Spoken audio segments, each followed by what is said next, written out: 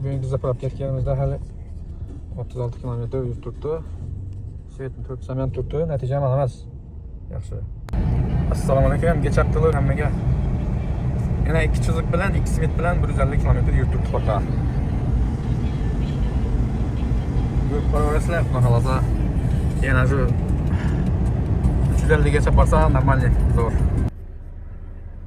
Kecha haftalar do'stlar yana shu Xiva yo'ldagi Nezaga saylanib ketadigan ko'chadagi metan zapravkadan zapravka etdim. Yana 297 ning yurididan o'chdi. Gaz polniy tamom bo'ldi. Benzina o'tirdim. Ko'rgan bo'lsangiz, yurtimga bo'lsa, benzina o'tdi bu. 297 kilometrda o'chdi.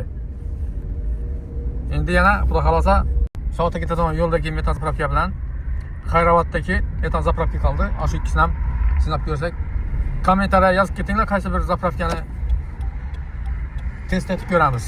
Qaysi ko'proq kilometr beradi, qaysi kam beradi. Shuni sizlarning kommentariyada fikrlaringizni qoldirsangiz, shunga qarab, xudo xolasa test etib ko'rardik.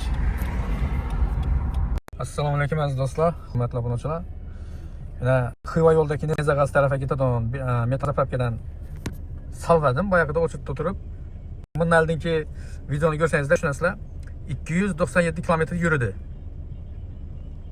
Xiva yo'ldagi Nezaga saylanib ketadigan yerdagi metan zapravkani metani 297 km yurib o'tdina.